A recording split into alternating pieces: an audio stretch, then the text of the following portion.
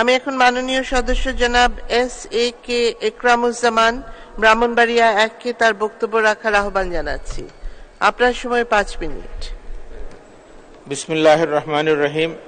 মাননীয় স্পিকার, আজ এই মহান সংসদে 2024-25 অর্থ বছরের জাতীয় বাজেটের উপর আলোচনায় আমাকে বক্তব্য দেওয়ার সুযোগ দেওয়ায় আমার নির্বাচনী এলাকা নাসিরনগর উপজেলাবাসীর পক্ষ থেকে আপনাকে অশেষ ধন্যবাদ জানাচ্ছি।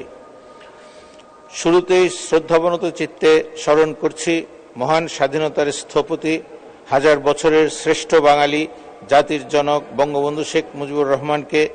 শ্রদ্ধা ভরে স্মরণ করছি মুক্তিযুদ্ধের 30 লক্ষ শহীদ ও সম্ভ্রম হারানো 2.5 লক্ষ মা বোনের প্রতি, যাদের আত্মত্যাগে আমরা পেয়েছি আমাদের লাল সবুজের পতাকা। স্মরণ করছি জাতীয় 4 নেতাকে। শ্রদ্ধার সাথে স্মরণ করছি 75-এর 15 আগস্ট ঘাতকের নির্মম আঘাতে নিহত বঙ্গমাতা ফজিলতুন্নেসা মুজিব সহ পরিবারের সকল সদস্যদের। শ্রদ্ধা জানাচ্ছি জীবিত মৃত সকল বীর মুক্তিযোদ্ধাদের প্রতি। মাননীয় স্পিকার, বাজেট বক্তব্যের প্রাক্কালে আমি গভীর কৃতজ্ঞতা জানাচ্ছি বাংলাদেশের আলোর দিশারি, বাংলাদেশ তথা এই উপমহাদেশের অহংকার মাননীয় প্রধানমন্ত্রী জননেত্রী শেখ হাসিনার প্রতি, যার দূরদর্শী ও বিচক্ষণ নেতৃত্বে বাংলাদেশ এগিয়ে যাচ্ছে। বিগত 6 জুন 2024 তারিখে সুযোগ্য অর্থমন্ত্রী খুবই সাবলীলভাবে 2024-25 অর্থ বছরের 210 পৃষ্ঠার যে আশা জাগানিয়া বাজেট উপস্থাপন করেছেন, তাতে সামাজিক নিরাপত্তা বেষ্টনী সহ বাংলাদেশের অর্থনৈতিক প্রবৃদ্ধির হার, উন্নয়নের সূচক বিশ্বের সামনে প্রতীয়মান হয়েছে। বাংলাদেশের মতো দেশের জন্য এই বিশাল বাজেট উপস্থাপন একমাত্র বঙ্গবন্ধু কন্যা শেখ হাসিনার দ্বারাই সম্ভব।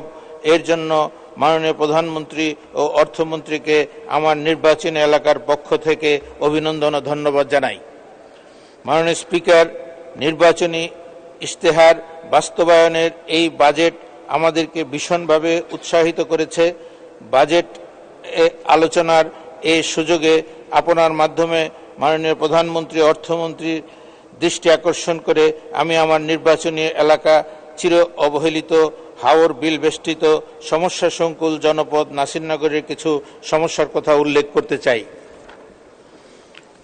মাননীয় স্পিকার, সমগ্র বাংলাদেশ আজ উন্নয়নের জয় জয়কার, কিন্তু আমার নাসিরনগর সুষম এই উন্নয়ন থেকে অনেক পিছিয়ে। স্বাস্থ্য, শিক্ষা, যোগাযোগ সকল বিষয়ে দেশের বর্তমান গড় উন্নয়ন থেকে বঞ্চিত। নাসিরনগর উপজেলা সদরে অবস্থিত 4 লক্ষ জনগোষ্ঠীর জন্য একটি 50 শয্যা বিশিষ্ট উপজেলা স্বাস্থ্য কমপ্লেক্স রয়েছে।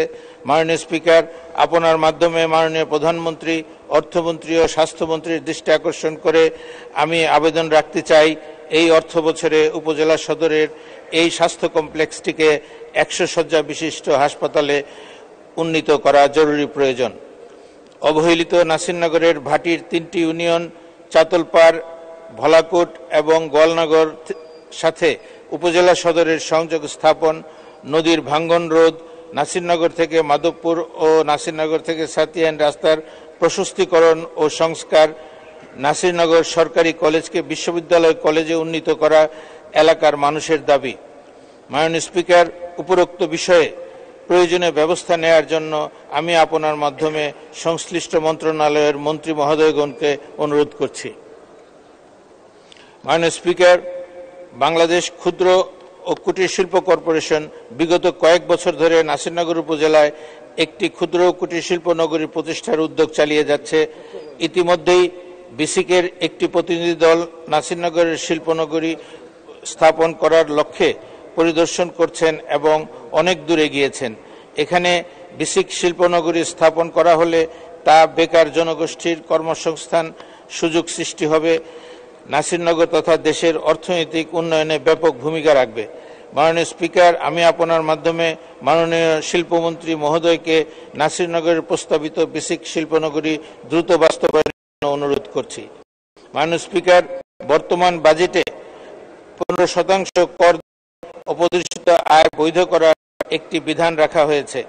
এর আগে অনেকবার সংসদে একই ধরনের সুবিধার বিধান রাখা হয়েছিল, তবে এর থেকে আমরা আশানুরূপ ফল পাই নাই।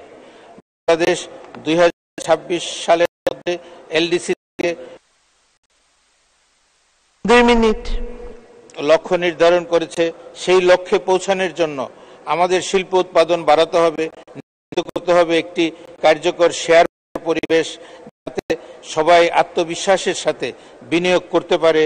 এজন্য আমাদের অর্থনীতিতে বিপুল অর্থ প্রবাহ দরকার। এ প্রসঙ্গে আমি অর্থমন্ত্রীর কাছে একটি বাস্তবসম্মত পদ্ধতির প্রস্তাব করছি, যা শুধুমাত্র এই সমস্যাটির সমাধান করবে না, বরং অর্থনৈতিক প্রবৃদ্ধি ও অগ্রগতিকে গতিশীল করবে। আমি মাননীয় স্পিকারের মাধ্যমে মাননীয় অর্থমন্ত্রীর কাছে প্রস্তাব করতে চাই, নতুন শিল্প স্থাপন ও শেয়ার বাজারে বিনিয়োগ করে অপ্রদর্শিত আয় বৈধ করার বিধান রাখা হোক। এটি নিশ্চিত করবে বিশাল উৎপাদন, কর্মসংস্থান, দক্ষতা, বিনিয়োগকারীদের আস্থা এবং সর্বোপরি একটি উৎপাদনশীল অর্থনৈতিক কর্মকাণ্ড। মাননীয় স্পিকার, আমি বাংলাদেশের পর্যটন শিল্পে নিয়ে কিছু কথা বলতে চাই। বিশ্বের অনেক দেশে অর্থনৈতিক উন্নয়নে বিশেষ খাত হল পর্যটন শিল্প। একটি দেশকে বহির্বিশ্বে উপস্থাপনের অন্যতম মাধ্যম হচ্ছে পর্যটন শিল্প। অথচ আমরা পর্যটন শিল্পে অনেক পিছিয়ে আছি।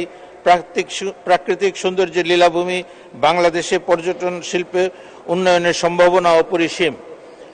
এই সম্ভাবনাকে কাজে লাগালে ব্যাপক কর্মসংস্থান সৃষ্টি সহ দেশের অর্থনৈতিক উন্নয়ন ও বৈদেশিক মুদ্রা অর্জন সম্ভব হবে।